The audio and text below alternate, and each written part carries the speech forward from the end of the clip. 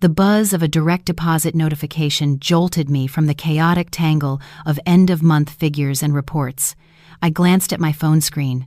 The figure of $5,500 glowed in the balance alert, an amount that, 5 years ago, when I was just taking my first steps in this profession, I would not have dared to imagine even in my wildest dreams. My name is Chloe. I'm 30, and I'm a creative director at a prestigious communications agency in New York City. From the outside, everyone looks at me with envy. They say I have a dream life, a modern woman with a career on the rise, a stable husband and family, but only I knew the truth behind the perfect facade. That supposed stability was actually as fragile as a soap bubble. Kevin, my husband, is an ordinary junior accountant with a salary that barely reaches a third of mine. I never considered it a problem. For me, marriage is an act of balance. If one is good at earning money, the other takes care of the home, as long as there is harmony between the two. However, the storm began to brew the day Kevin timidly approached me with the idea of bringing his mother from her small town in Ohio. He took my hand and said in a choked voice, "Chloe, honey, my mom is all alone back home. She just had a mild stroke, and the left side of her body is paralyzed. I'm her only son. Not bringing her here to care for her would be ungrateful. And if something happened to her while she was alone, I would regret it for the rest of my life." Seeing his red-rimmed eyes, my heart softened. I am a sentimental person by nature, and having lost my own mother at a young age, I value motherly love enormously. Despite my incredibly busy work schedule, I nodded. I had bought this 3-bedroom apartment with my savings before we got married. Welcoming my mother-in-law wouldn't be a problem in terms of space. It would just be a matter of one more plate, a bit more silverware, one more person to care for. I couldn't have imagined that nod would be like opening my door to a wolf. Helen, my mother-in-law, arrived in New York looking pitiful, one arm hanging limp, dragging a leg, and a constant grimace of pain on her face. Feeling sorry for her, I hired a cleaning service. I personally took care of her meals and medication every night, but Helen turned out to be more difficult than I had anticipated. She complained that the soup was watery, the chicken overcooked, and she criticized me for coming home late from work and neglecting the house. Some nights, just as I managed to get into bed, exhausted after an endless day, she would knock on my bedroom door, demanding I take her to the bathroom, even though I had bought her a bedside commode and placed it right next to her bed. Kevin always said the same thing: "She's old and she's sick.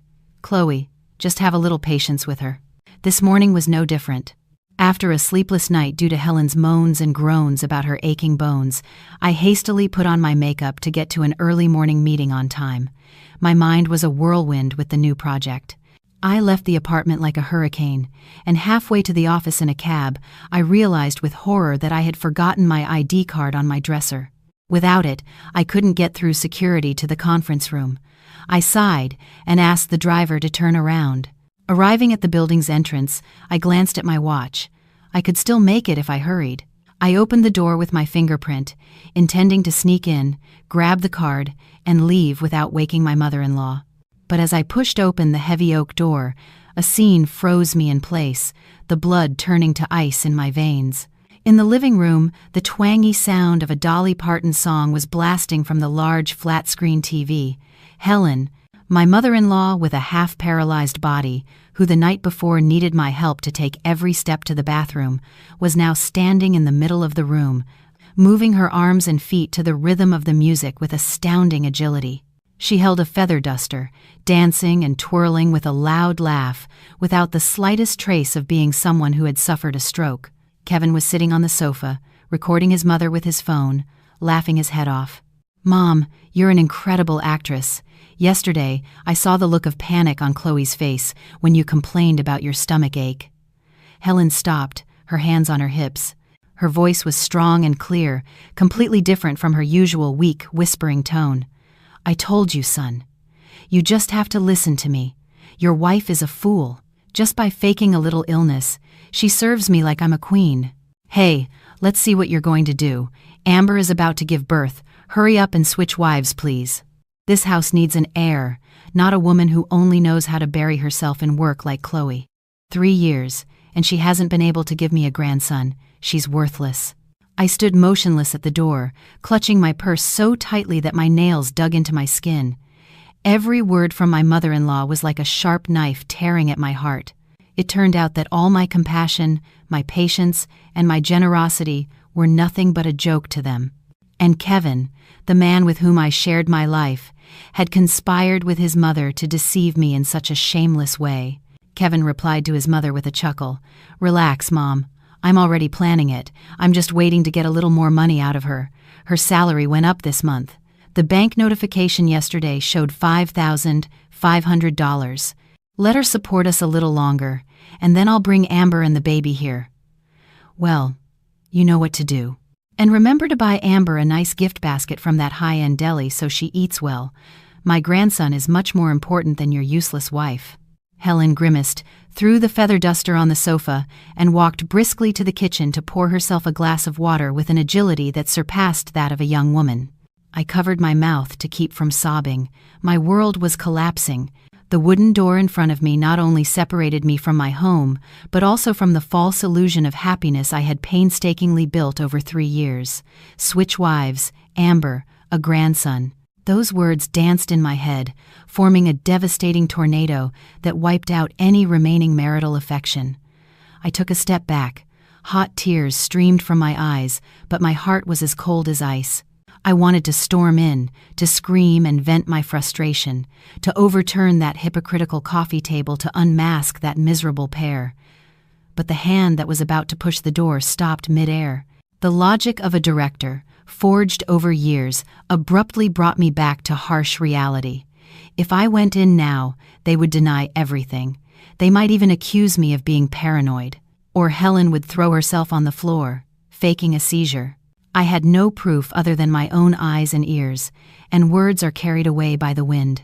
Who would believe me when, in front of everyone, Kevin always played the part of the model husband and Helen that of a sick, helpless old woman?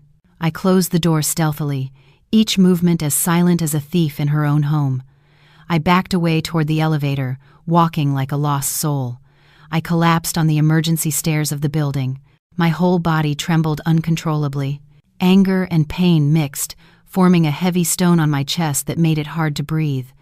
I remembered the times Kevin had hinted at the topic of children, the times he sighed deeply when he saw me bring work home at night. It turned out it was all preparation for a despicable conspiracy. Not only was he unfaithful, but he had a child with another woman.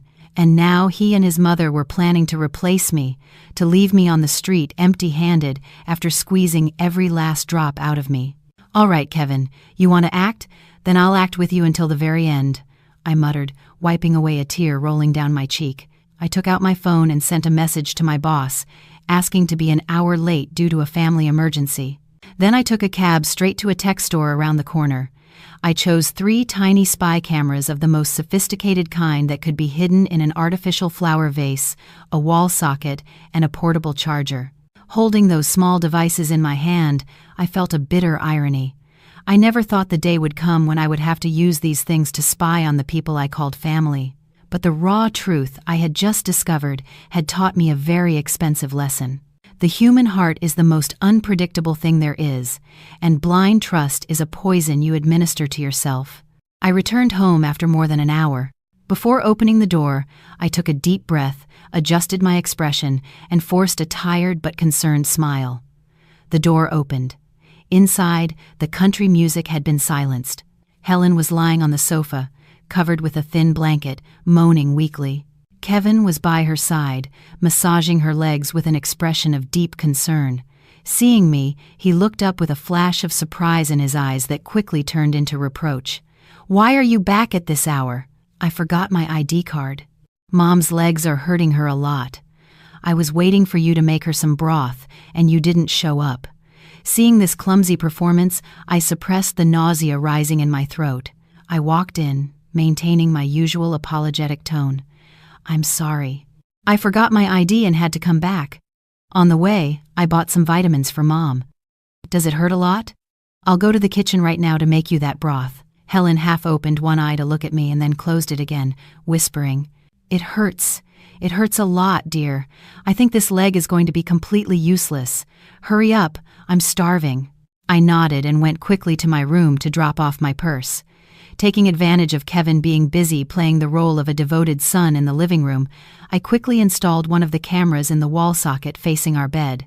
I cleverly concealed another in the vase on the TV stand in the living room, from where it had the widest viewing angle.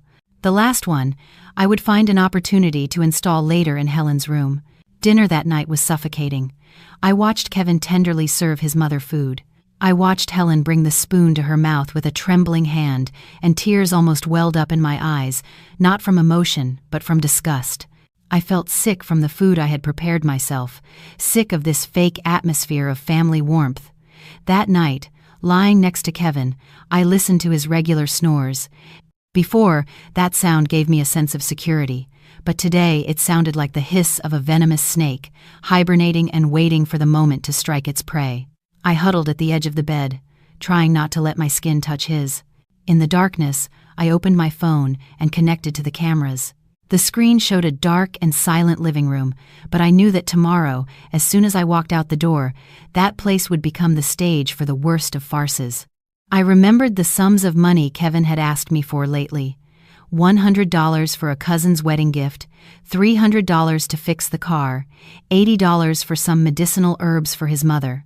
Those small amounts, when put together, suddenly seemed much more suspicious. Perhaps my hard-earned money wasn't for fixing cars or buying medicine, but for fattening up another woman and the child she carried in her womb. Switch wives. I sketched a cold smile in the dark. Let's see. When this roof collapses, who will be the first to be crushed? The next afternoon, the air in the office was cool thanks to the central air conditioning, but my heart burned as if I were sitting on hot coals. I hid in a quiet corner of the break room with my phone in hand, my eyes glued to the screen broadcasting live from the cameras at home. The city's bustle seemed distant. All that remained was the frantic beating of my heart. Helen, my pitiful, bedridden mother-in-law, was performing a daily scene that, had I not seen it with my own eyes, I would never have believed. On the phone screen, Helen was walking briskly through the living room, eating a pastry while watching TV. Every now and then, she would kick the robot vacuum because it got in her way. She muttered, "This useless thing just keeps spinning around and getting in the way. It's just wasting electricity for nothing." Seeing her so healthy and agile, I remembered her trembling appearance from the night before, when I had to feed her broth spoonful by spoonful, and an indescribable bitterness washed over me. It turned out my kindness and filial respect were just a toy for her entertainment. At that moment, Kevin's phone rang in the video. He had come home for lunch. Through the camera, I saw Kevin answer the phone hurriedly. His voice changed completely, becoming sweet and doting, very different from the brusque tone he usually used with me lately.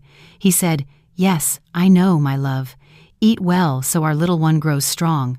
Don't worry about a thing. I just told Chloe to give me another $500 for Mom's medicine. I'll transfer it to you tomorrow so you can go buy things for the baby." I heard every word with a clarity that pierced my ears like needles. Chloe, my name, pronounced by my husband's mouth with such contempt. The $500 for his sick mother's medicine and care that I myself had withdrawn from my savings account that very morning turned out to be for supporting his mistress. I turned off the phone screen. My hands were shaking so much that I nearly spilled my glass of water on the table. The feeling of being betrayed didn't hurt as much as the feeling of being belittled, turned into a workhorse that toiled tirelessly to feed the happiness of others. I took a deep breath, trying to calm myself. I opened my banking app and began to review all transactions from the last 6 months. Before, out of trust in my husband, I rarely checked small expenses, but now, with the veil of secrecy lifted, those inert numbers suddenly came to life. $100, $300, $80. Transfers with descriptions like repaying a loan to a friend, gift for family back home, or buying medicinal herbs appeared with alarming frequency. The total sum amounted to several $1,000s, a considerable amount for a junior accountant. I asked a friend who worked at a bank to investigate the most frequently recurring account number. Just 15 minutes later, I received a message with the name Amber Gomez. Trembling, I entered the phone number associated with that account into the Facebook search bar. A profile appeared. The profile picture was of a beautiful, smiling young woman cradling her pregnant belly. I scrolled through her posts, photos of Amber at fancy restaurants, at expensive resorts where Kevin had told me he was going for work. She boasted about expensive gifts, huge bouquets of roses on special dates, accompanied by ambiguous messages about a late-found happiness and a responsible man. The most painful was a photo of designer baby booties with the caption, "A gift from Daddy for our little one. We love you, Daddy. K." For Kevin. There was no doubt. I looked at my own worn heels, the old purse I had been using for 3 years without daring to replace it. A feeling of deep indignation washed over me. I had saved every penny. I had sacrificed my most basic personal needs to build this family. And it turned out my hard work was going into a third party's pocket to support my husband's child with another woman. The stark truth before me prevented me from crying. The tears seemed to have dried up, leaving room for a fire of resentment that burned slowly. I took screenshots of all the evidence and saved them in a secret folder in the cloud. That afternoon, Kevin sent me a message saying he had a work dinner and would be back late. Helen, for her part, told me on the phone that she was going to physical therapy at a nearby rehabilitation center. I knew perfectly well that this therapy was an excuse to go play cards or gossip with some new friends from her hometown she had met at the local market. The apartment was empty and silent, almost eerily so. But this was the golden opportunity to find the missing pieces of this puzzle of betrayal. I went into Helen's room, the room she usually kept locked when she went out, but today, probably in her rush to go have fun, she had forgotten. The smell of menthol ointment, mixed with the musty smell of an elderly person, hit my nose. The room was messy, with clothes thrown over a chair and pill wrappers on the floor. I began to search the closet, lifting layers of old blankets she had brought from her town and refused to let me wash or change. My hand bumped against a hard, cold object in the deepest corner of the closet. It was a round Danish butter cookie tin, rusted with time, the kind that older people in small towns used to store threads and needles. I pulled it out. Its weight made my heart beat faster. A bad feeling told me that inside this box were secrets darker than a simple affair. I held my breath and opened the lid. The lid popped off, and what appeared before my eyes almost made me scream in terror. Inside, there were no cookies or threads, but a clump of hair, pieces of carefully clipped fingernails wrapped in red paper. Next to it was a rag doll. On the doll's body, my date of birth was clumsily written in red ink, and it was filled with rusty pins. I took a step back, covering my mouth to stifle a scream. I recognized those strands of light brown, slightly wavy hair. It was my hair. The nails painted in a nude color were also mine. She had been secretly collecting them from my hairbrush and the bathroom trash can all this time. What kind of witchcraft was this? In the 21st century, she still believed in these superstitious and barbaric practices to curse her daughter-in-law. Still in shock, I saw a small black leather notebook at the bottom of the tin. I picked it up, trembling, and began to flip through the pages. Helen's handwriting was clumsy and full of spelling mistakes, but the content was frighteningly clear. She meticulously noted the time I returned from work, what I ate. Even my menstrual cycle was marked in red. Day 15. Chloe came home late, looking upset. I put a little of her hair in her soup. Day 18. Today is her ovulation day. Kevin has to do his job. I hope the spell works and she can't conceive. Day 20. Amber says the baby is fine. My grandson is kicking hard. It won't be long before we kick this wretch out of here. As I read, a chill ran down my spine. I thought she was just a greedy and selfish old woman from a small town, but I never imagined her heart could be so evil and dark. She not only wanted my money and for her son to leave me, but she also wanted to destroy my ability to be a mother, to curse me with her dark rituals. I sat on the cold floor, clutching the notebook. I didn't cry. I just felt a wave of disgust that reached my throat. Where was I living? In a house or a den of demons? The people I called husband and mother watched me eat, sleep, laugh, and talk every day with the intention of pushing me to my death. I quickly took out my phone and photographed all the evidence from the cookie tin, every page of that sick notebook. Then I carefully put everything back as it was, returning the tin to the dark corner of the closet. I couldn't alert them yet. I needed them to keep acting, to remain confident, so I could weave a bigger net and catch the whole nest of snakes. As I left Helen's room, I felt as if I had just escaped from a tomb. The dim evening light filtered through the living room window, but it couldn't dispel the chill that enveloped my soul. I looked in the mirror and saw a strange woman with a cold gaze looking back at me. That night, Kevin came home slightly drunk. He mumbled something about a grueling work dinner and stumbled towards the bathroom. Kevin's habit hadn't changed in years.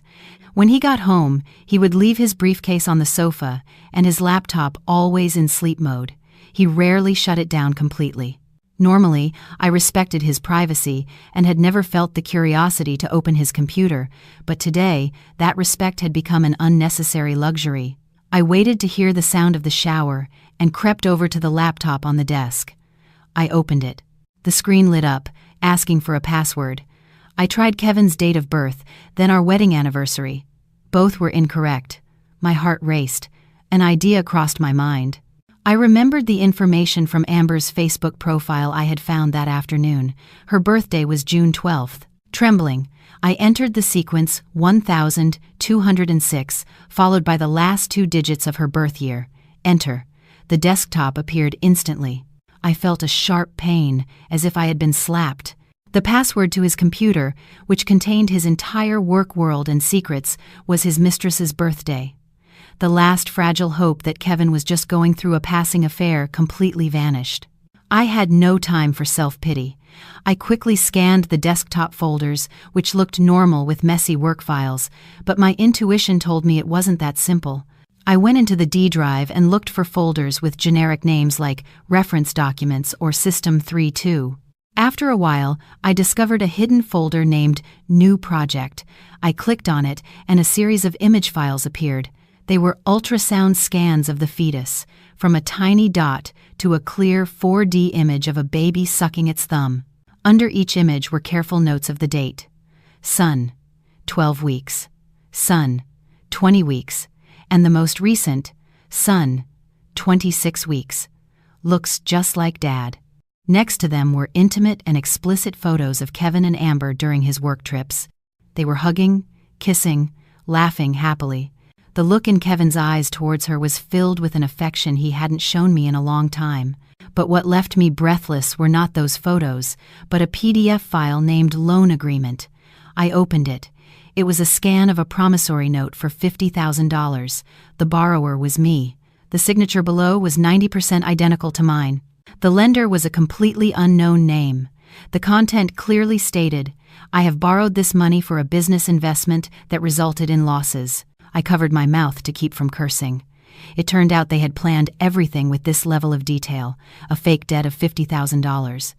In case of divorce, this debt would be considered a joint debt, or worse, they would attribute it entirely to me, forcing me to sell the house and car to pay it off.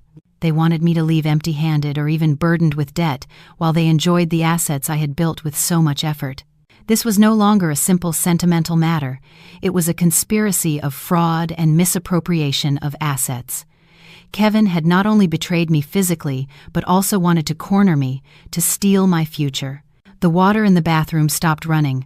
I jumped and quickly connected a small USB drive I always carried with me. I copied the entire New Project folder at lightning speed. The progress bar moved slowly, mocking me.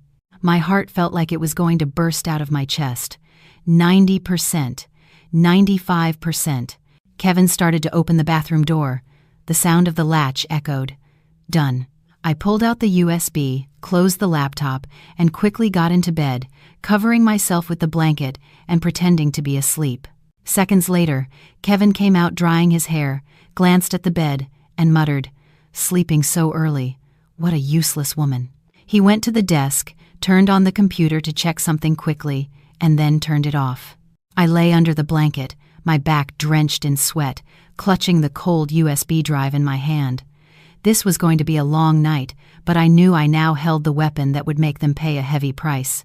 The next morning, under the pretext of a client meeting, I escaped the suffocating atmosphere of the office. I met with Sarah, my best friend from college, now a renowned lawyer specializing in divorce and property disputes. The coffee shop, hidden in a quiet and discreet alley, was perfect for a conversation that shouldn't be overheard. When Sarah finished looking at the evidence I showed her, from the videos of Helen walking normally to the ultrasounds and the fake promissory note, her face hardened.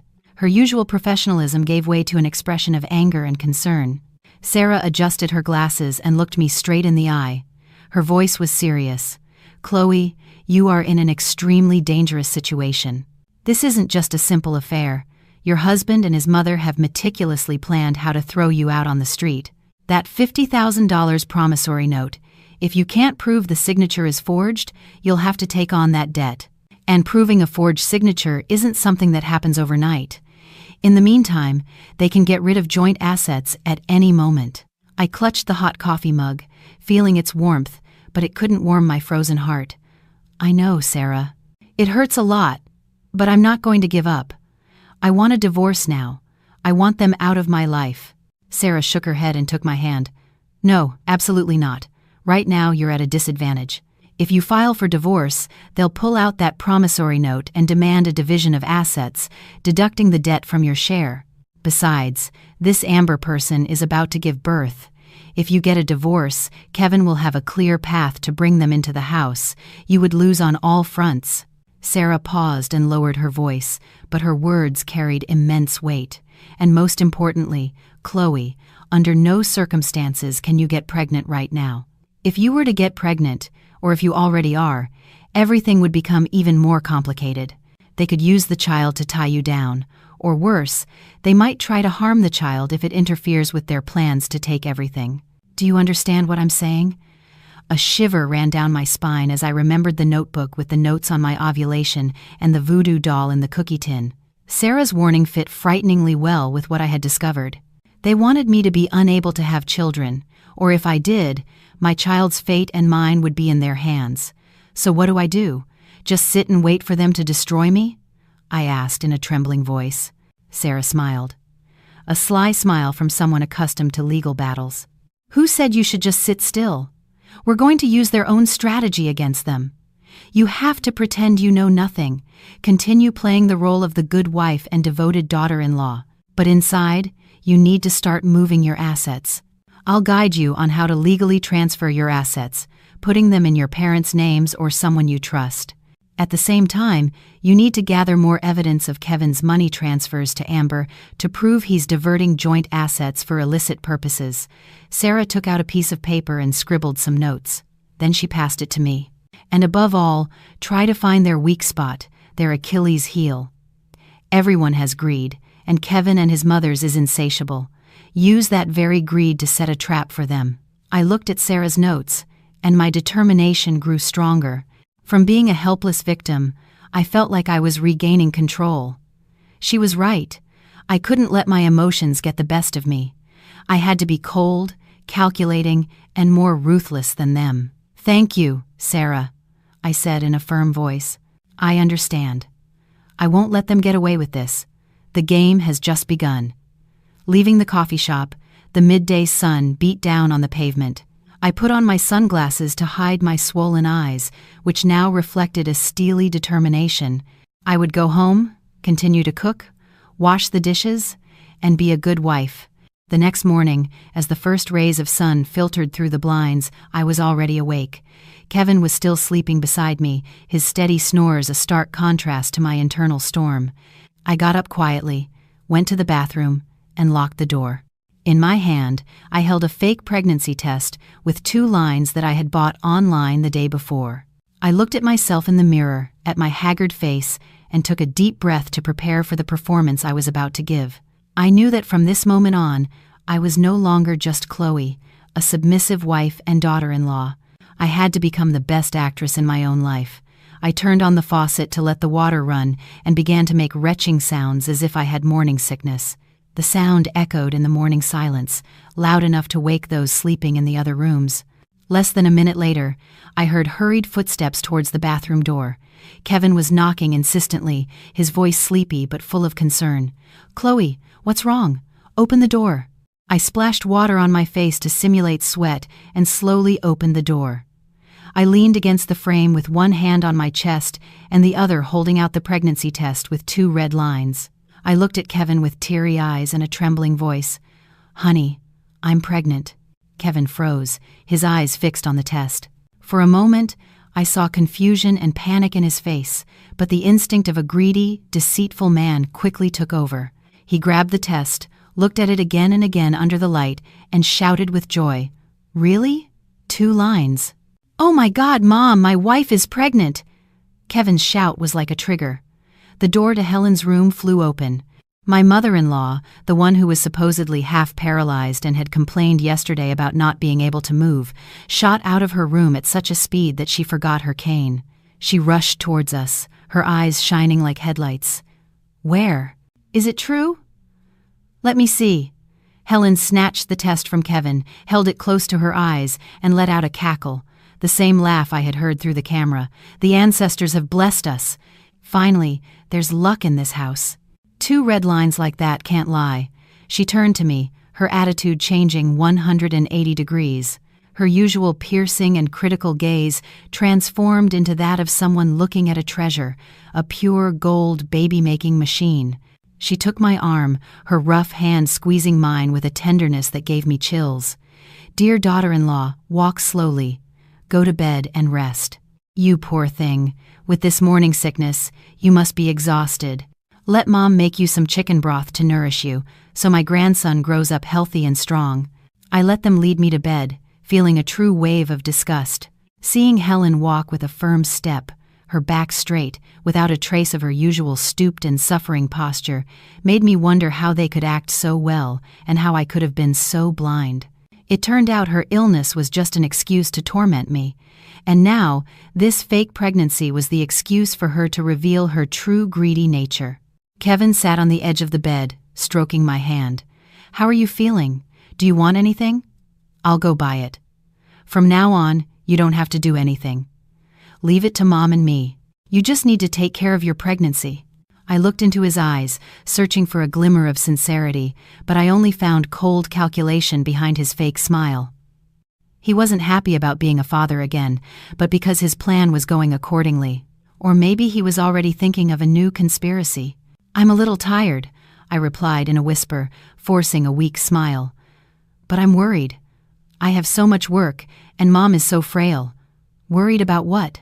Helen yelled from the kitchen amidst the sound of knives and cutting boards. "Ask for reduced hours at work. I'll take care of the house. I'm fine now. Seeing my grandson on the way has cured me. You rest and take care of yourself. You just have to give me a grandson to carry on the family name." I closed my eyes, pretending to sleep to hide the coldness in my gaze. That evening, the dinner table was surprisingly full. No more boiled vegetables and tofu with tomato sauce. Instead, there was beef tenderloin, chicken stew with herbs, and fish soup. Helen kept piling food on my plate, repeating that I had to eat for 2 so her grandson would be intelligent and strong. Kevin, beside me, joined the chorus.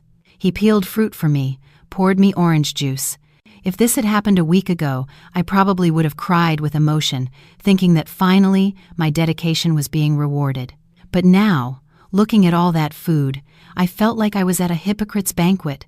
I ate a little and then put down my silverware, sighing thoughtfully. Kevin noticed and asked, "What's wrong, honey? Aren't you feeling well? Still nauseous?" I shook my head. I hesitated for a moment and then said in a low voice, but loud enough for both of them to hear, "No, honey. I was thinking about my parents. My mom called yesterday. She told me they just sold the old family farm upstate for a very good price." Hearing the words "sell farm and good price," Helen's eyes lit up. Her chopsticks paused in midair. Kevin also asked hastily, "Oh yeah? For how much? And what do they plan to do with the money?" I looked down at my plate to hide a mocking smile. "For over $500,000, honey. They say since I'm their only daughter and now I'm living in a small apartment, they want to buy me a house here in the city so I can have my own space and live more comfortably. They've already seen one they like for around $500,000, and they want to put it directly in my name." The dining room fell silent. The only sound was someone swallowing hard. I looked up and saw Helen and Kevin exchange a look filled with greed and calculation. A $500,000 house was the dream of their lives, a figure Kevin could never reach with his salary. I added the final blow. But my dad says that since I'm their only daughter and now I'm pregnant and in delicate health, he's putting a condition on it. I have to give birth without any problems, and the baby has to be born healthy. Only then will they put the deed in my name and the child's. If anything were to happen, they would donate all the money to charity. Helen slapped her thigh and laughed out loud.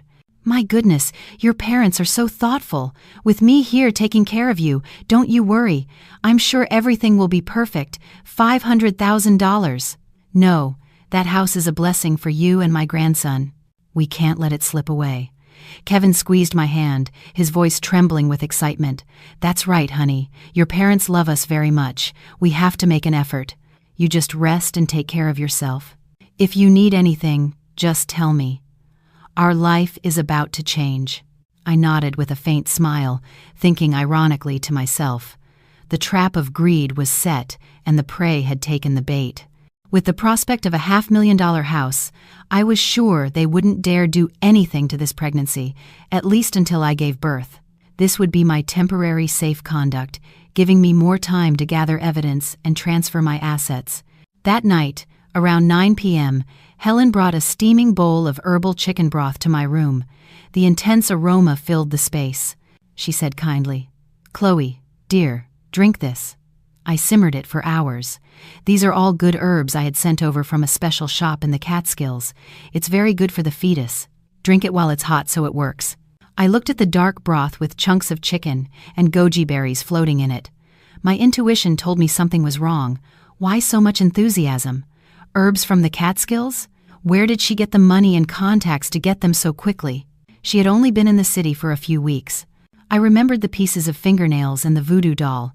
Helen's malicious gaze. "Yes, thanks, Mom. Just leave it there to cool down a bit, and I'll drink it in a moment." "I'm very full," I said, trying to sound natural.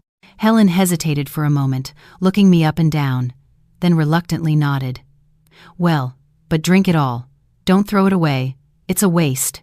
She turned to leave but glanced back at the bowl one more time before closing the door. I waited for her footsteps to fade and locked the door. I took a thick plastic bag. I poured the entire broth into it, tied it tightly, and hid it at the bottom of the trash can, camouflaged with some tissues. I didn't know what was in that broth, whether it was a tonic or a poison. But one thing I was sure of, I would never again allow anything that came from their hands to enter my body. I would go to bed hungry that night, but at least I knew I was safe. The next morning, while Kevin had already left for work and Helen was absorbed in a soap opera in the living room, I secretly took out the broth sample from the previous night and put it in a small jar, intending to have it analyzed or ask my pharmacist friend to check it. But before leaving the house, my eyes fell on the box of prenatal vitamins on the dresser. It was a gift Kevin had bought me the day before. He said they were imported from Germany, the best on the market, and cost a fortune. I picked up the box. The packaging looked high quality, with its seal and well-printed German letters, but when I opened it, a strange, pungent smell hit me, different from the mild scent of the vitamins I had taken before. I took out a few pills. They were a pale yellow color, with a somewhat rough surface, not as smooth and uniform as pharmacy pills. And most importantly, they didn't have the brand name or any code engraved on them. Suspicion grew in me. I searched online for images of that medication on the manufacturer's official website. The real pill was dark brown, oval-shaped, and had the brand's logo clearly engraved. The one I held in my hand looked like a cheap, handcrafted tablet. You could even see loose powder. My blood ran cold. Kevin had switched the pills. He had bought the original box, but the contents were something else. Why? To save a few dollars and give them to his mistress? Or was there a more sinister plan behind these pills? I remembered Sarah's warning. They might try to harm the baby or your health. I wrapped a few pills in a tissue and put them in my purse. I decided to take both the broth sample and the pills to my pharmacist friend, Laura. On the way, my heart was burning. The idea that the man I shared my life with was trying to poison me sent shivers down my spine. At Laura's pharmacy, after examining the pill with a magnifying glass and doing some quick tests, she frowned gravely. "Chloe, these are not prenatal vitamins. Based on their appearance and how they dissolve, I suspect it's some kind of pressed herbal remedy or a low-quality counterfeit drug. It contains ingredients like safflower and motherwort. These herbs have a very strong anticoagulant effect and are completely contraindicated in pregnancy because they can cause a miscarriage or hemorrhage. A miscarriage, I stammered, pale as a ghost. Yes, if you were actually pregnant and took this, the risk of losing the baby would be very high. Where did your husband buy this? Laura asked angrily. I collapsed into a chair, trembling. It turned out they didn't want me to have this child. They acted happy in front of me, promised me the house, but behind my back they were giving me pills to terminate the pregnancy. They wanted me to have a spontaneous miscarriage so they wouldn't look guilty and, at the same time, have an excuse to blame my delicate health. That way, they would get the inherited house or force me into a divorce with nothing for not being able to have children. Kevin, how could you be so cruel? Would you be willing to kill your own child if it were real, just for greed and selfishness? I clenched my fists, my nails digging into my skin. Luckily, this pregnancy was fake. Luckily, I had been vigilant. Otherwise, I would now be a mother who had lost her child, lying in a pool of blood while ignorantly thanking her executioners. Laura, I need you to analyze this thoroughly, and the broth sample too. I need conclusive proof, I said in a firm voice, my eyes burning with anger. All right, I'll send it to the lab immediately. But be very careful. Living with those monsters is too dangerous, Laura said worriedly. I nodded and left the pharmacy. The sun was shining, but I felt no warmth. Inside me, there was only one goal: to unmask those demons in sheep's clothing and make them pay for every pill, for every bowl of poison they had prepared for me. That night, I lay motionless in bed, listening to Kevin's steady breathing. I waited until he was deeply asleep after their celebratory feast and gently took his hand. I pressed his thumb on his phone's fingerprint sensor. The screen lit up. I quickly went into his banking app, silencing the notifications so as not to make a sound. I no longer checked his transfer history. I had enough proof of that. This time, I went to the notifications from his digital wallet and food delivery apps. Kevin used them a lot to order lunch or make small purchases. I scrolled through a long list of orders. Fish stew for $8, roasted chicken for $15. These were for home, for me and Helen, to maintain the facade of care. But interspersed were much more expensive orders, delivered to another address. Special infant formula for $30, a seafood platter for $150, a designer maternity dress for $80. All delivered to apartment 1206, Parkview Towers, on the Upper East Side. Parkview Towers was a luxury apartment complex. The rent there was no less than $2,000 a month. Where did Kevin get the money to rent that apartment and maintain his mistress in such luxury? Undoubtedly, from the money he had been swindling from me, from the hidden funds he had accumulated, and from the fake debts he was planning to saddle me with. I memorized the address and put the phone back in its place. The next morning, I took the morning off from work under the pretext of a prenatal checkup. Of course, I went alone to give my husband a surprise. I took a cab to Parkview Towers. Standing in front of the imposing building, its glass windows reflecting the sun, I felt small and ridiculous. I, the legitimate wife, dressed simply, who drove an old car if not taking a cab, living in a middle-class apartment I was paying for in installments. Meanwhile, my husband's mistress, the one destroying my family, lived like a queen in this ivory tower, enjoying luxuries bought with my hard work. I sat in a cafe across the street, keeping a close watch on the entrance. Around 10 a.m., a cab pulled up. Kevin got out, loaded with shopping bags. He was laughing and talking animatedly as he went around the car to open the door for a woman. Amber got out, heavily pregnant, wearing the designer dress I had seen in the order history. She clung to Kevin's arm coquettishly, and he helped her walk tenderly. His gaze, full of love and adoration, bent down to kiss her forehead and stroke her belly, saying something that made her laugh. That image was like a bucket of boiling water. This was the same man who, the night before, had sworn to take care of me and our future child. The same man who had given me pills to make me miscarry. The contrast between the model husband with his mistress and the monster trying to harm his wife made my stomach churn. I took out my phone and took dozens of photos. I recorded a video of them entering the building lovingly. My hands were shaking, not from fear, but from rage. Rage for having trusted, for having sacrificed myself so foolishly. Rage for how unfair life is to those who are sincere. Returning from the luxurious Parkview Towers, I felt like each step weighed a ton. The image of Kevin helping Amber out of the car, the loving gaze he gave her, replayed in my mind, sharp and painful like a knife in my heart. I thought I was strong, but faced with the raw truth of a betrayal wrapped in luxury, my heart shattered. I stopped at a small park near home, sitting on a bench for an hour, letting the wind dry my tears of frustration. I pulled myself together before entering the lion's den. When I got home, the atmosphere was suffocating. Helen was watching TV. Seeing me, she turned it off abruptly and looked at me with a mix of scrutiny and fakery. Kevin also came out of the room, a mug of warm milk in his hand. He approached solicitously. "You're back, honey. Where have you been?" Mom and I were worried. "Drink this, to get your strength back." I accepted the mug, smiling to myself. It was surely another act in their caregiving charade, or perhaps it contained another pill of unknown origin. I pretended to take a sip and set it on the table, complaining. "I had a client meeting. I'm exhausted, honey. This project is urgent, and I'm constantly running around." Kevin sat beside me, taking my hand and stroking it.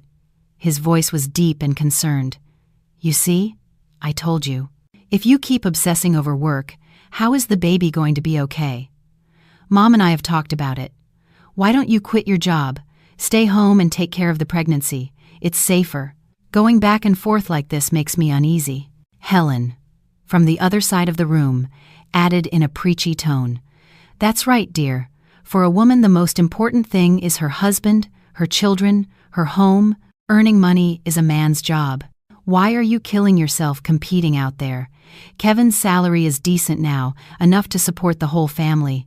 Quit, stay home, and Mom will serve you food on a silver platter so the baby grows strong." I looked at the pair of them. The disgust rose in my throat. They wanted me to quit my job, not for my health or this fake pregnancy, but to cut my social ties, to eliminate my source of income and independence. They wanted to turn me into a dependent woman, confined to the kitchen so they could control me as they pleased. Once I had no money and no voice, they could kick me out onto the street at any moment. I pulled my hand away from his and leaned back on the sofa, sighing with regret. I'd like to quit too. Who wouldn't want to be at home, served and attended to? I left the sentence hanging, observing their reaction. "But?" Kevin asked eagerly. "You know, my parents promised the $500,000 house, but on the condition that the baby is born healthy and that we have some money to renovate it to their liking. My dad says a woman who doesn't earn her own money has no say. They're afraid that if I stay home depending on you, your family will look down on me. Besides, if I finish this project successfully, I'll get a bonus of almost $30,000 at the end of the year. With that and my salary for the next few months, I was planning to use it all to make that house spectacular, worthy of the family heir." Hearing the figure of a $30,000 bonus and the mention of the house, Helen's eyes gleamed like headlights. She swallowed hard. Her air of superiority vanished, replaced by cold calculation. Kevin was also stunned. The greed was plain on his face. $30,000, Helen repeated in a trembling voice. "Yes, at least, Mom. If I quit now, I'll not only lose the bonus, but also have to pay a penalty, and my parents will think I'm lazy. And what if they change their minds about the house?" I said, drawing out the words with a worried expression. Kevin waved his hands quickly. No, if that's the case, keep working, but take it easy. Don't overdo it. Money is important, but the baby comes first. Finish this project, get the bonus, and then you can rest." I nodded, laughing inwardly. Money can do anything. Just by appealing to their infinite greed, any argument, love, or feigned concern became irrelevant. I got up and went to my room, leaving them whispering. They were probably already calculating how to spend my non-existent bonus. That night, Kevin went to shower and left his tablet on the desk. He was always careful with his phone, but he mainly used the tablet for reading news and watching movies, so he was more careless. However, he didn't know that I had secretly synced his phone's messages to the tablet a few days earlier, taking advantage of him falling asleep drunk. I quickly checked the apps and stopped at the messages. A series of unread messages from my love glowed in red. I opened the conversation, my heart pounding. They were messages from Amber. It seemed she was losing patience. "How long are you going to keep stringing me along? You said your old wife was going to quit her job, that you were going to get a divorce. So why is she still so happy-go-lucky? I saw a photo of her with a client today, laughing and having a good time. Are you going to sort this out or not? My belly is huge. The baby is about to be born, and if he doesn't have a father, don't blame me if I do something crazy." Then there was a voice message. I turned the volume down to the minimum and put it to my ear. Amber's voice was shrill and full of resentment. "I'm giving you 1 more week. If you don't kick her out of the house, I'm coming to her company with this belly and making a scene. Let's see if her perfect director image holds up then, and your department head position too. Don't think I'm stupid." I put down the tablet and smiled bitterly. It turned out their love nest wasn't as idyllic as it seemed. Amber was scared, jealous, and insecure. She was afraid I wouldn't give up, that Kevin would deceive her. And most importantly, she knew nothing about the $500,000 inheritance trap Kevin was falling into. Kevin was caught between 2 fires. On one hand, his greed for my assets. On the other, the pressure from his mistress. I knew I couldn't wait for her to come to my office and make a scene. Although I didn't care about my reputation, I needed time to complete the transfer of my assets and gather more evidence. I had to destabilize Amber even more, make her attack Kevin instead of me. I took an old phone and a prepaid SIM card from a secret drawer. I wrote a message in the tone of someone who knew the situation and sent it directly to Amber. "Hi Amber. I'm an acquaintance of Kevin's. I see you're pregnant and going through a tough time, so out of compassion, I'm warning you. Kevin has no intention of divorcing. His wife just inherited a $500,000 house, and he's conning her into putting it in his name too. You're just a side piece to him. Wake up, girl. Or your son will be born without a father, and you'll be left with the reputation of a homewrecker and empty-handed." After sending the message, I turned off the phone, broke the SIM, and flushed it down the toilet. I imagined Amber, enraged, reading it. Suspicion is the poison that kills any relationship, especially one built on deceit. Just 10 minutes later, I heard Kevin's phone ringing in the bathroom. He didn't answer. The phone stopped and then rang again with frantic insistence. Kevin turned off the shower and rushed out. Still wet, he grabbed the phone, looked at the screen, and his face changed. He glanced quickly in my direction, where I was turned away, pretending to be asleep. He tiptoed out to the balcony and closed the glass door. Through the soundproof glass, I could see his agitation, his gestures as he tried to explain himself. Amber was surely giving him a piece of her mind, questioning him about the house. Kevin would have to work hard to calm her down, and in his panic, he was more likely to make mistakes. On Sunday morning, the atmosphere at home was strangely tense. Kevin got up very early, well-dressed, but the dark circles under his eyes betrayed a sleepless night. The argument with Amber was probably still echoing. He was drinking coffee, glancing at me occasionally with suspicion. Helen was making breakfast, muttering about going to church to pray for her grandson. Right after breakfast, Kevin put down his mug and cleared his throat. "Chloe, I have the day off today. I'm going to take you for a checkup, okay? You've been complaining about being tired lately, and I'm worried. I've arranged with a friend who's the head of gynecology at a private hospital. He's very good. We'll go there for a full checkup, see if it's a boy or a girl, and then we can tell your parents to make them happy." I choked on my toast. A checkup, and with a doctor friend of his? If I went there, my fake pregnancy would be exposed instantly. That hospital was famous for its technology. I couldn't fool them. This was undoubtedly a trap from Kevin. He wanted to confirm the pregnancy, or worse, he and his doctor friend could conspire to do something to me. "No, honey, I already went last week. The doctor said everything was normal. Besides, moving around so much tires me out. I'd rather stay home and rest." I tried to excuse myself. "No way," Kevin replied with unusual harshness. "I don't trust some random place. This one is trustworthy." I've already asked him as a favor. Get dressed. I'm going to get the car. Mom, you come too. It'll be fun for you. Helen immediately joined in. Of course. Let's go to the checkup, dear. I want to see my grandson's little face too. We'll go in our car. You don't have to walk, so you won't get tired. They were cornering me. I knew I couldn't refuse any longer. The more I resisted, the more suspicious they would become. I reluctantly agreed. I went to my room to get dressed, my mind racing to find a way out.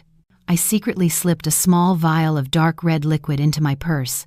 It was fake blood, something I had prepared just in case, a favor from a friend who works in special effects makeup. The car started. The air inside was suffocating. Kevin drove with a serious face. Helen in the back seat wouldn't stop talking about baby names. I was in the passenger seat, my hands on my belly, sweating profusely despite the air conditioning. Halfway there, in the busiest part of the city, I began my performance. I winced in pain. Ouch! It hurts, honey. My stomach hurts so much. Kevin turned around, startled. What's wrong? Where does it hurt? It hurts so much. Like it's being twisted inside. I hunched over, clutching my abdomen and panting. Honey, I think I'm bleeding. I discreetly squeezed the small packet in my pocket, letting a bit of the red liquid stain the seat.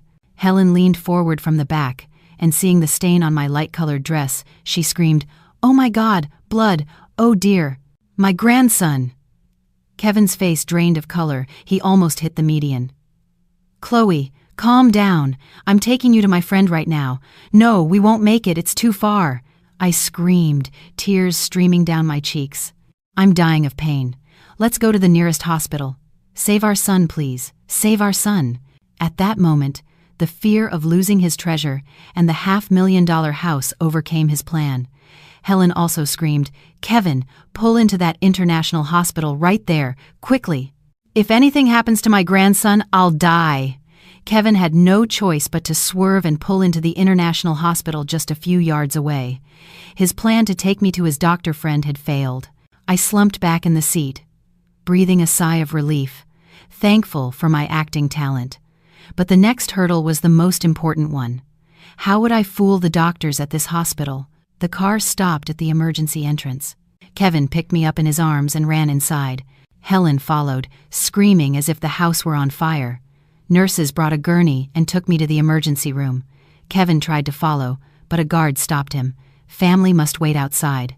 The emergency room door closed, isolating me from the chaos outside. Lying on the gurney, I quickly wiped my sweat. The doctor on duty was a middle-aged man. He looked at me professionally. "Where does it hurt? Have you bled a lot?" I knew I couldn't keep pretending in front of a professional. I sat up and looked him in the eyes, speaking quickly and urgently. "Doctor, please, help me. Nothing is wrong with me. The blood is fake." The doctor was stunned, frowning. "What are you saying? Are you joking in a hospital?" "No, sir. I'm not joking." I grabbed the sleeve of his coat. My tears were real now, tears of humiliation and fear. My husband and his family are conspiring to harm me. They were forcing me to go to a doctor they know to do something shady. I had no other choice but to do this, to come here. "Please, doctor, help me. I need a report that says I have a threatened miscarriage and need complete bed rest." The doctor looked at me intently. His expression changed from doubt to surprise, and then to compassion. He saw the faint bruises on my arms from accidental bumps at home, saw my haggard and distressed face. Perhaps in his years of practice, he had seen many tragic stories. "I cannot interfere in your family matters," he said in a serious but less harsh voice. "But I am a doctor, and I only diagnose based on the truth. If you are not pregnant, I cannot write that you have a threatened miscarriage. It would be unethical." Desperate, I pulled a small, crumpled piece of paper from my bra, an ultrasound scan. It was my ace in the hole, a forgery I had asked Laura, my pharmacist friend, for just in case. The paper showed my name, a 6-week pregnancy, a weak heartbeat, and a 10% placental abruption. Then, "Doctor, could you give me some advice? I'll tell them you examined me and this is the result. Please, don't give me away now. If they find out I'm not pregnant, they'll kill me." The doctor took the fake ultrasound and sighed. He looked towards the door, where Kevin was pacing like a caged animal, and then back at me, at the trembling woman before him. He finally gave a slight nod and handed me back the paper. "I will note your real condition in your chart, but I will not say anything to your family. You go out and explain it yourself. I will only prescribe you vitamins and a mild sedative. Thank you, doctor." "Thank you so much." I bowed, feeling a huge weight lifted. 15 minutes later, I walked out of the emergency room with difficulty, my hand on my belly and my face pale. Kevin and Helen rushed towards me. "What happened? What did the doctor say? Is the baby okay?" I handed Kevin the fake ultrasound. My voice was a broken whisper. "The doctor says the pregnancy is very weak, that there's a 10% placental abruption, a threatened miscarriage." He scolded me for moving around so much, for worrying too much. Now I have to stay in bed on complete rest. I can't move or make any effort. Otherwise, I burst into tears. Kevin took the paper with trembling hands. He didn't understand the medical terms, but he saw the words threatened miscarriage and guarded prognosis. His face turned gray. The dream of the $500,000 house was crumbling. Helen beat her chest. "My God, my grandson. It's your fault for not taking care of yourself. I told you to stay home, and you insisted on going to work." "Mom, shut up!" Kevin yelled, sweating. He was afraid my agitation would affect the pregnancy. "Home. Right now. From now on, you stay in bed. I'll bring you your food and drinks. If we lose the baby, don't blame me for being cruel." I nodded and leaned on him to help me walk to the car. In the arms of my betrayer, I felt disgust, but also a deep satisfaction. During the days of bed rest, I felt like a prisoner in my own home, but a prisoner with eyes and ears everywhere. Through the synced tablet, I knew Amber was getting desperate with Kevin's delays. She bombarded him with ultrasound pictures, baby shopping bills, and threats to go to my company. Kevin was cornered, trying to be the perfect husband to me to secure the inheritance while trying to placate his mistress. That afternoon, Kevin came home from work earlier than usual, his face haggard. He brought a bouquet of red roses, the same kind he used to give me when we were dating, but now I only saw a garish, fake red in them. He put the flowers in a vase and sat beside me. "Honey, I heard something interesting, and I wanted to talk to you about it." I pretended to be tired. "What is it, honey? My head hurts. I just want to sleep." Kevin started to massage my temples. "It's important. It has to do with our son's future. Mom told me that a cousin from back home is selling a piece of land on the main road to pay off his son's debt, who's going to work abroad. It's a bargain. Half price. If we buy it now, in a few months, we can sell it for double or triple. It's our golden opportunity." I smiled to myself. What land? It was all a lie. Amber was probably asking him for money for a house, and he had made up this story to get it from me. I sighed. "I'd like to, but where do we get the money? Our savings are in a fixed-term deposit. If we take it out now, we'll lose all the interest." Kevin insisted. "And what does bank interest matter compared to this?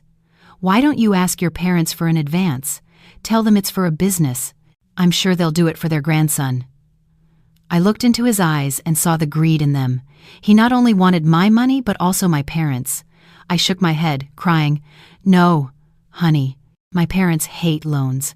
Besides, with my pregnancy, they just want me to rest. If I ask them for money, they'll worry, and it could affect my health. Why don't you ask your mother?" At the mention of Helen, Kevin fell silent. He knew his mother was a bottomless pit. He looked thoughtful, frustrated. I turned away, pretending to sleep to hide my cold smile. The next morning, I took advantage of Kevin being gone and Helen gossiping with the neighbors to get up. I went to Kevin's home office, looking for any paper about that phantom land. The drawer was locked, but it wasn't hard to find the spare key hidden under a cactus. Inside, there were no deeds, just a thick envelope from an insurance company. I opened it. It was a life insurance policy.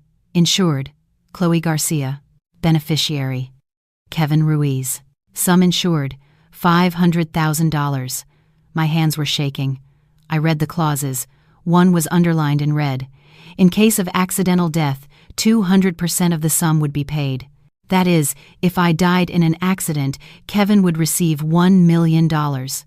The policy had come into effect 2 weeks earlier, just when my suspicions began. I sank into the chair, frozen. It turned out my value to him was not that of a wife, but of a $1 million contract. He had bought a life insurance policy for me, with him as the sole beneficiary. What did that mean? Was he waiting for, or even planning, an accident? I cried with rage, and for my own stupidity. I thought they only wanted my money, but they wanted my life. They wanted me to die so they could live a life of luxury on my grave. I quickly photographed every page of the contract. Then I put everything back as it was. I had to stay calm. If I made a scene, they would destroy the evidence, and my life would be in real danger. I went back to bed, trembling. I stared at the ceiling with dry eyes. Kevin, if you want to play this game of life and death, I'll indulge you. But the one who falls won't be me. At noon, Helen came back with a thermos of soup. In my room, I put on the headphones connected to the living room camera. I knew that around this time, Kevin usually called his mother, and so he did. Helen's phone rang. She put it on speaker, her voice echoing through the apartment. "Hello, son. How's it going? Is Amber leaving you alone?" Kevin's voice came through clearly. "She's going crazy, Mom. She says if I don't give her $30,000 for a down payment on an apartment this weekend, she's going to spill everything. I'm desperate. Chloe is a cheapskate. She won't give up a cent." "So what are you going to do?" Helen asked. "Let Amber make a scene. If Chloe finds out and files for divorce, we lose everything, including her parents' house." Kevin was silent for a moment, and then his voice turned cold and cruel. "Relax, Mom. I have a plan B.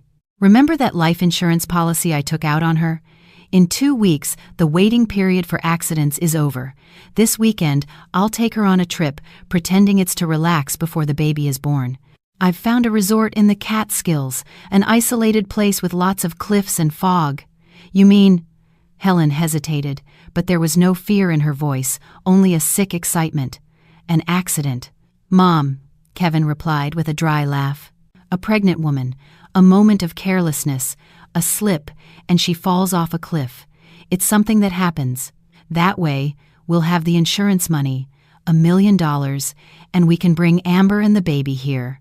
And since I'll be her sole heir, her parents' house will be ours too. But is it safe?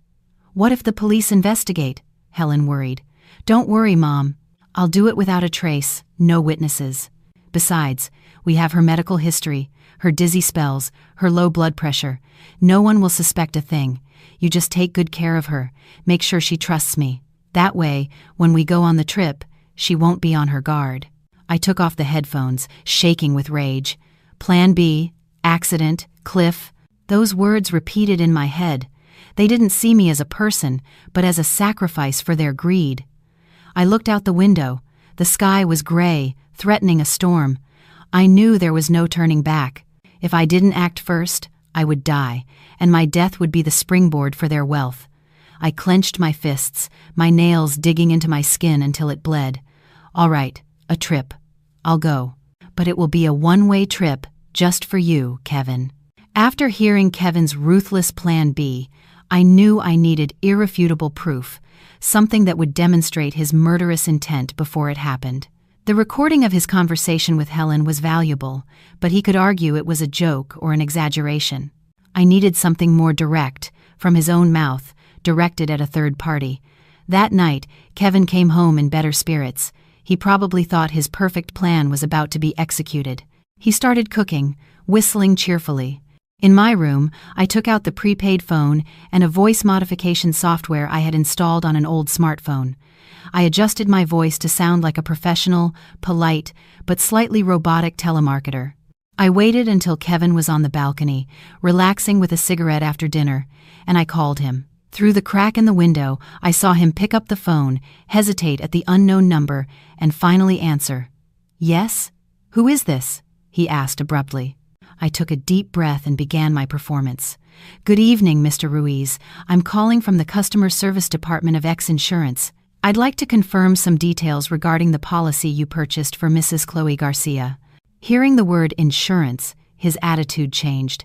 He became alert, but also interested. "Yes, Go on. Is there a problem? No, not at all, sir. It's just that our system registers that you showed a particular interest in the accidental death indemnity clause during a trip. I wanted to confirm that in the event of the insured's accidental death in tourist areas, mountains, or near rivers and lakes, the process will require a police report from the area. Were you aware of this? Kevin was silent for a few seconds, and then his voice became urgent, revealing his greed. Yes, I know. But a question. If the accident happened in an isolated place, without cameras, and only with the testimony of a family member, would the indemnity still be paid? And how long would it take to pay out? That question was exactly what I was hoping for. It betrayed his intention to seek a perfect accident in a secluded spot. I kept my voice professional. In that case, the witness's statement and the coroner's report would be the most important pieces of evidence. If the documentation is complete, we would pay out 200% of the policy within 15 business days. You can rest assured. Perfect, he exclaimed, unable to hide his enthusiasm. Thank you. I understand. Thank you. He hung up abruptly. I watched him take a long drag from his cigarette and exhale the smoke towards the sky with a satisfied smile. He didn't know that the entire conversation had just been recorded. His question about an isolated place and the payment timeline would be his sentence. I saved the audio file in my secure folder. My heart was still pounding, but I felt the exhilaration of a hunter who has just lured their prey into the trap. That night at dinner, Kevin was unusually attentive. After clearing the plates, he made some chamomile tea and sat beside me. He took my feet, placed them on his lap, and began to massage them. If this had been before, I would have been moved. But now, every time his hand touched my skin, it felt like a cold snake slithering over me. Honey, you've seemed so stressed lately. With work and the pregnancy, it hurts me to see you like this. What do you say we get away this weekend? I found a beautiful resort in the Catskills. Fresh air, quiet, perfect for you to rest. I feigned surprise. The Catskills? But it's a long drive, and with my threatened miscarriage, is it safe? Relax. I'll drive carefully. We'll go slowly. The doctor said your state of mind is the most important thing. Being cooped up here isn't good for the baby. Let's heal our relationship, rekindle the flame before our child arrives. What do you think? Hearing the word heal from the mouth of the man who planned to kill me for an insurance payout seemed like a macabre joke. Was he taking me to heal or to the grave? I looked into his eyes and saw not love, but the reflection of dollar bills and a life of luxury with his mistress. I smiled weakly. All right, if you're so worried about us, I'll listen to you. A trip to remember before the baby is born. I also want to have some time alone with you in a quiet, secluded place. Kevin's face lit up. Of course, it has to be secluded to be romantic. You just pack some nice clothes. I'll take care of the rest. It will be the most unforgettable trip of your life. I nodded, turning my head to hide a tear. The next morning, with the excuse of buying things for the trip, I went out. I went straight to Sarah's office and gave her a USB with all the evidence. She gave me precise instructions, insisting that my safety was the top priority. Then I went to a spy shop. I bought a tiny recorder that I could hide in my bra and a GPS tracker that I sewed into the lining of a pair of sneakers. I had to make sure that no matter what happened, Sarah and the support team I had hired could find me. Back home, I locked myself in my room and executed the final step of my plan. I sent an anonymous message to Amber from the prepaid phone. Hi, Amber.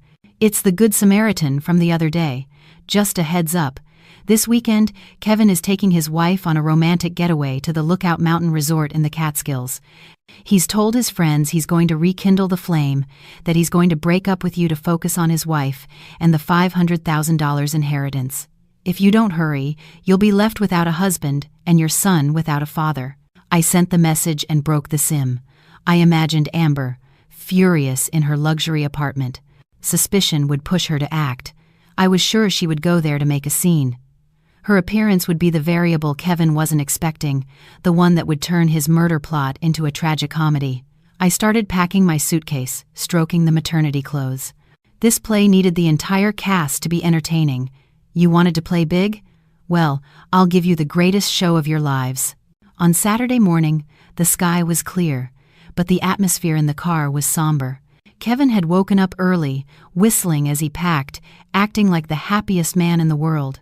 Helen saw us off at the door with a look that was a mix of curiosity and satisfaction, like someone watching a fattened animal before the slaughter. "Have a good time, daughter-in-law. Be careful. Don't climb on any dangerous places. Don't fall. My grandson is the most important thing. If something happens to you, don't blame me." "Yes, Mom. I'll be careful." "You take care too," I replied, forcing a smile. Was she wishing me a good trip, or warning me of the end her son had planned for me? The car started. Kevin drove slowly, asking me every few minutes if I was okay. His excessive concern put me on high alert. Halfway there, he offered me a bottle of water that was already open. "Drink some. It's alkaline water, very good for pregnant women." I took the bottle. The seal was broken. Was there something in it? A sedative? A sleeping pill? I couldn't risk it. Taking advantage of him overtaking another car, I pretended to drink, but spilled some of the water onto a tissue. Then I dropped the bottle on the car floor. "Oh, I'm so clumsy." I dropped it. "Never mind, I'll drink when we get there." Kevin seemed annoyed but hid it. "It's okay. I'll buy you another one when we arrive. Get some sleep." I closed my eyes, pretending to sleep. Out of the corner of my eye, I saw him glancing at me from time to time with a cold expression. He was checking if the supposed drug was taking effect. The soft music playing in the car sounded like a funeral march. I pressed my hand on my belly. This trip wasn't taking me to paradise, but into the wolf's mouth. After 2 hours, we arrived at Lookout Mountain Resort. It was on an isolated mountainside, shrouded in fog, a beautiful but sinister place. Kevin had booked a secluded bungalow in the highest area with a view of a deep valley. It was the perfect place for an accident, without witnesses or cameras. "Do you like it?" Kevin whispered in my ear, hugging me from behind. "It's beautiful." "Very peaceful," I replied, holding my breath. "Rest for a bit. I'm going to take a shower," he said, and went to the bathroom. As soon as I heard the water, I acted. I quickly searched his travel bag.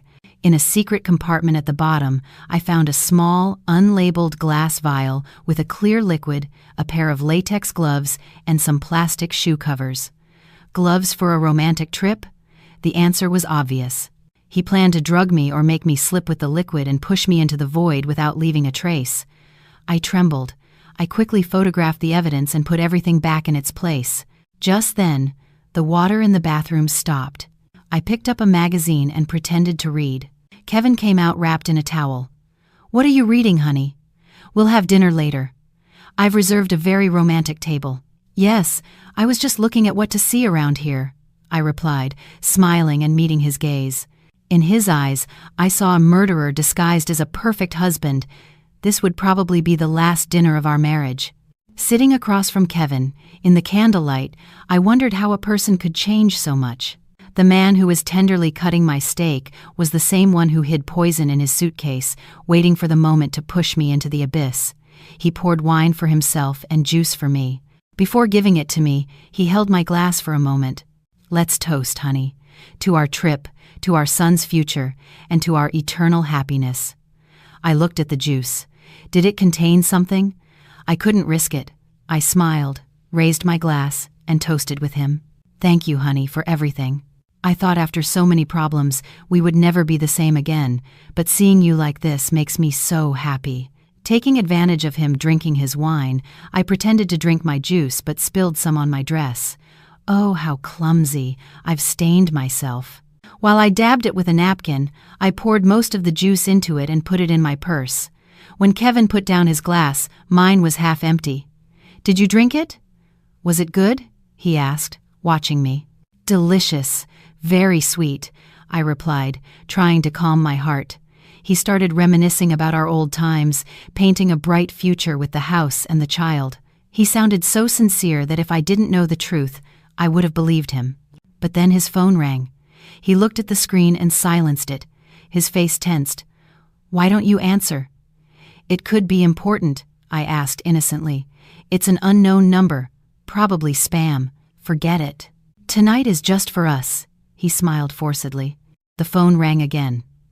This time, I saw the name on the screen, My love. It was Amber. I knew my message had made her nervous. She was calling to check, or maybe she was already here. Kevin turned off his phone in frustration. There. No more interruptions. Eat before it gets cold. After dinner, Kevin looked at his watch impatiently. He looked at me strangely, wondering why I wasn't showing signs of drowsiness, but his plan was still on track. Honey, the moon is beautiful. Let's take a walk. Behind the restaurant, there's a path that leads to a viewpoint over the cliff. They say the views are spectacular. I looked out the window. The night was dark, and the fog was thick.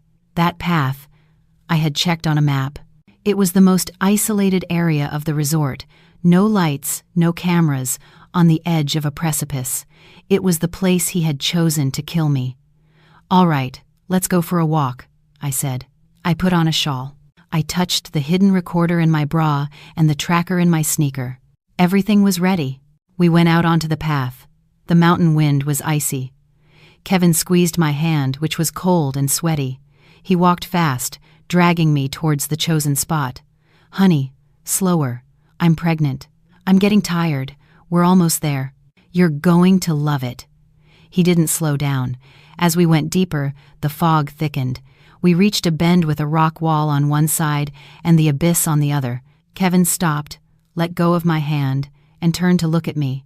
His face, in the moonlight, looked like that of a stranger, cruel and ruthless. Do you like it? He asked, his voice echoing off the rock. I backed away, scared. It's nice, but it's cold. Let's go back. Scared? With me here? He approached, cornering me against the rock. He put his hand in his pocket, where I knew he had the poison and gloves. You know, Chloe, I've been waiting for this moment for a long time. The house, the insurance, my freedom, it's all within my grasp. My heart was pounding, not with fear, but with anticipation. It was the moment of truth. I needed him to confess everything. Honey, what are you saying? I don't understand you, I said with tears in my eyes. The wind howled. Kevin stood in my way, his shadow covering me like a ghost. He started to laugh, a wild laugh that broke the silence of the night. He slowly put on the latex gloves. You don't understand? Or are you playing dumb? He hissed. There was no more honey, only contempt. You think I love you? You think I want that child? I'm sick of your bitter face, of your obsession with work. I need money, Chloe. A lot of money to take care of Amber and my son, to live the life I deserve. I pressed myself against the rock, my hand on my belly, speaking loudly so the recorder would pick up everything. Kevin, you've been unfaithful. You want to leave me for her? And our child? How could you... Child? You think I bought that you're pregnant? He interrupted. Whether you're pregnant or not, you're going to die today. Only with your death will I have everything. I took out a life insurance policy on you, Chloe. $500,000, which, with the accident clause, becomes $1 million. $1 million you would never earn in your entire life. With your death, you will make your final contribution to this family. I took out a life insurance policy on you. That was the confession I needed. His motive for killing me. Rage overcame my fear. You're a monster. If you kill me, aren't you afraid of justice? I shouted, activating the emergency signal on the tracker. Justice? He sneered, approaching with the open vial. The chemical smell filled the air. In this godforsaken place, who will know I killed you? I'll say you got dizzy and fell. I'll cry. I'll play the part of the heartbroken husband. Who's going to suspect? My mother? She wants you dead more than I do. He lunged at me with a cloth soaked in the liquid. I dodged it, and his hand hit the rock. You dare to dodge me? He roared, enraged. He attacked again, pushing me towards the edge of the cliff.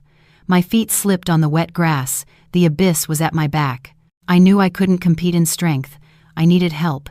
I took a deep breath and screamed with all my might. Amber, did you hear that? He wants to kill me. Do you want to be next? My scream echoed through the mountains. Kevin stopped, bewildered. He didn't understand who I was talking to. And in that instant, from behind a rock, a figure appeared.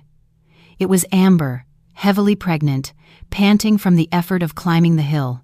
She wore a bright red dress and held a phone, recording with the flash illuminating Kevin's face. Kevin was petrified, his mouth agape, unable to speak. The vial fell from his hands and shattered. He looked at Amber, then at me. His expression went from fury to panic. "Amber, what are you doing here?" he stammered. Amber didn't answer. She lunged at him, hitting him with her designer purse, screaming and crying.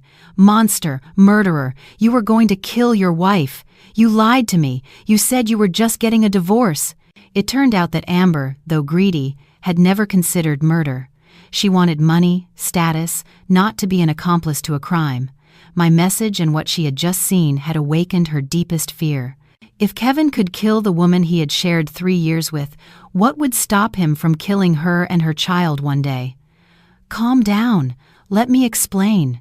Kevin tried to defend himself, but Amber's appearance had disarmed him. "Explain what? I heard everything. The $1 million insurance policy. You're a devil. I'm calling the police. I don't want to live with a murderer." "Shut up," Kevin yelled, grabbing her arm. Desperate, the beast in him resurfaced. "If you call the police, you'll lose everything. You think you have nothing to do with this? Where do you think the money I supported you with came from? You're an accomplice too." I watched the scene impassively. The two traitors were destroying each other.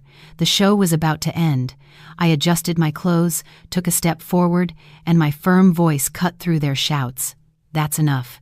You don't need to argue anymore. The police are already on their way." They turned to look at me. Kevin looked like a ghost. Amber was trembling. At that moment, the beams of flashlights appeared on the path, followed by hurried footsteps. "Police, stop!" the voice echoed. It was the 2 private detectives I had hired, along with resort security and several state troopers. They swarmed Kevin and pinned him down, cuffing him. The metallic click of the handcuffs closing was the end of his freedom and his dreams of wealth. Kevin was held on the ground, pleading, "Chloe, my love, save me." It was a mistake, a moment of madness. I looked at him without compassion. "It wasn't madness, Kevin. You planned everything very carefully. You just made one mistake. You underestimated the woman you despised. She knows how to fight back, too." Amber, to the side, trembled, pale, clutching her belly. She looked at me, tried to say something, but lowered her head in shame and fear. The state troopers and security team pinned him down, pushing his face into the cold, damp grass. The sharp, metallic sound of the handcuffs snapping shut on his wrists ended his freedom and his delusions of grandeur. Kevin struggled, shouting useless denials. "I didn't do anything. We were just arguing. You've got the wrong guy." I stood silently by the cliff's edge, the mountain wind whipping through my hair. I looked at the man I once called my husband, writhing on the ground. I felt no satisfaction, only a profound sadness. I approached the lead officer and with a trembling hand, I pulled the tiny, still active recorder from my bra. Its red light blinked like the pulse of justice. I said in a hoarse but clear voice, "Here is the proof, officers." It contains his entire confession, his plan to kill me and collect the insurance money, and there's more. I pointed to his travel bag lying nearby. In the secret compartment, there's a vial of a sedative and the gloves he was going to use. I also saved a sample of the water he gave me in the car. I'm sure it contained a sedative. Hearing this, Kevin collapsed, staring at me as if I were a stranger. He couldn't believe that the woman he considered a foolish, easy target had set such a meticulous trap for him. Amber, standing nearby, pale and trembling, was also taken to the station for questioning as a witness and a person of interest. I watched them lead Kevin away, hunched over, his head down. He had bought a $1 million life insurance policy for my life, but all he got was a prison sentence and the scorn of society. Money, status, mistress, it all vanished like smoke on that mountaintop.